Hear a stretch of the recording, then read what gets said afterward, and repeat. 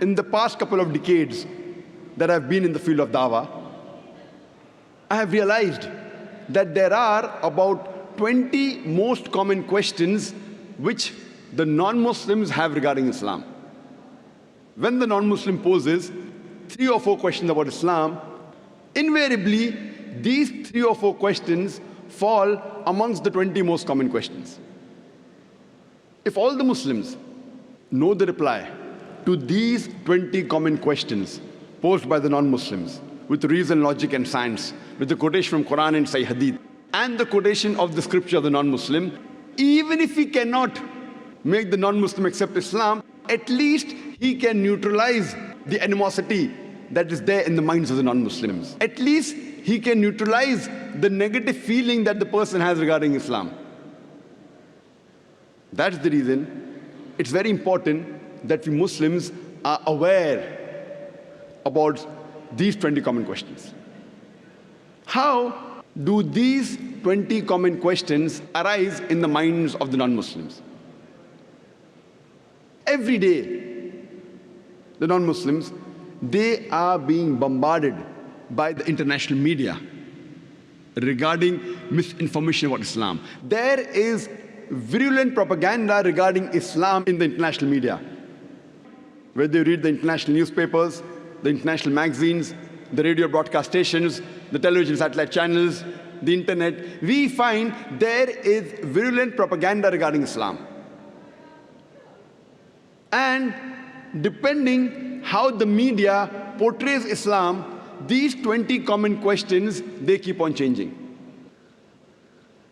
The 20 common questions that were there a couple of decades earlier, they were different than what they are today. The 20 common questions a couple of decades later may change again, depending upon how the media portrays Islam. Similarly, the 20 common questions keep on changing in the minds of the non-Muslims.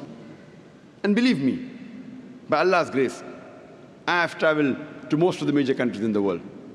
USA, Canada, UK, Saudi Arabia, UAE, Malaysia, South Africa, India. Wherever you travel, these 20 common questions are the same. There may be an additional 1 or 2 questions depending upon the local surrounding and the environment of that place. For example, if you go in the Western countries, there may be an additional question: why does Islam prohibit the taking and giving of interest? But the remaining 20 common questions are the same. If every Muslim masters the reply to these 20 common questions, he will be able to do the fard, the compulsory act of dawah to the non-Muslims.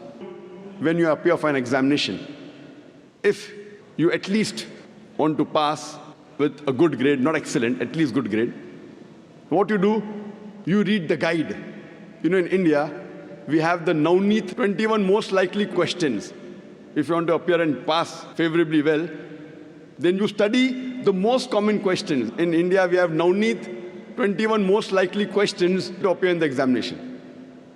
In every country, you have such books that if you want to do a shortcut and at least pass as far as the exam is concerned, similarly, these 20 common questions will at least make you a part-time da'i. If it cannot make the non-Muslim accept Islam, it will at least remove the animosity that is there in the mind of the non-Muslim. Time may not permit me to cover all the 20 questions in this time due to the limited time that I have. You can surely go on the internet, on our website, www.irf.net, where all these answers are given in detail. There may be certain non-Muslims who may go out of the way and read material against Islam.